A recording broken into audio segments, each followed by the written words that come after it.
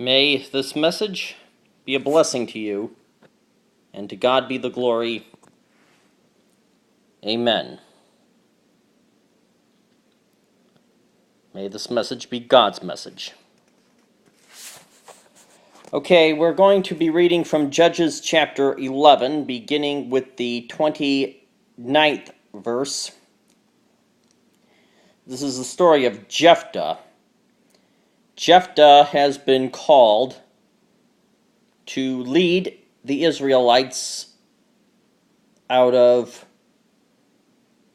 Amorite occupation and oppression. So here we begin. Chapter 11, verse 29. Then the Spirit of the Lord came upon Jephthah. He went through Gilead and Manasseh, and returned to Mizpah in Gilead, and went on to Ammon. Jephthah promised the Lord, "If you will give me victory over the Ammonites, I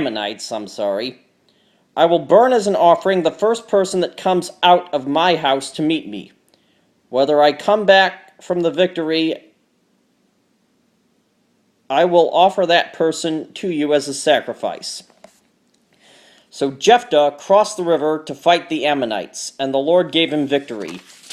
He struck at them from Aroer to the area of Minnith, 20 cities in all, and as far as Abel Keramim. There was a great slaughter, and the Ammonites were defeated by Israel. When Jephthah went back home to Mizpah, there was his daughter coming out to meet him, dancing and playing tambourine. She was his only child. When he saw her, he tore his clothes in sorrow and said, "Oh, my daughter, you are breaking my heart. Why must it be you that causes me pain? I have made a solemn promise to the Lord, and I cannot take it back." She told him, "If you have made a promise to the Lord, do what you said you would do to me. Since the Lord has given you revenge on your enemies, the Ammonites." But she asked her father, "Do this one thing for me. Leave me alone for 2 months, so that I can go with my friends to wander in the mountains, and grieve that I must die a virgin."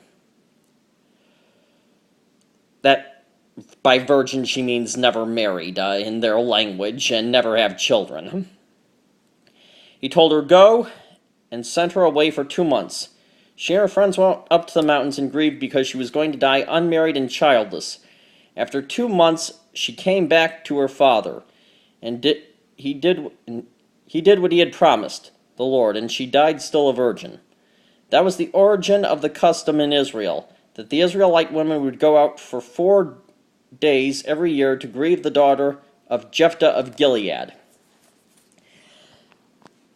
Why would God do such a thing, allow such a thing? Why would he accept such an offer made by Jephthah to offer a sacrifice of a person for victory? Sounds heinous. Well, I don't know that God really allowed that, but Jephthah made a vow and couldn't take the vow back. Now let's compare it to another such incident when God commanded Abraham to sacrifice his son Isaac. That was really just a test of faith more than anything.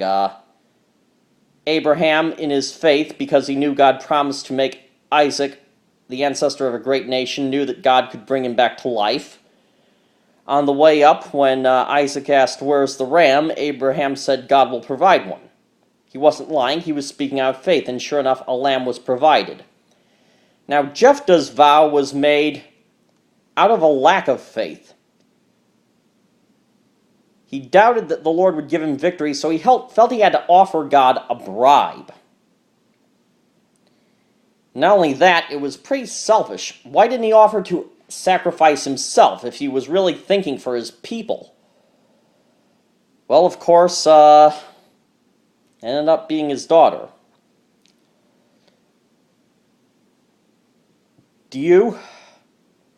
Are you trying to bribe God? Are you making a promise to him that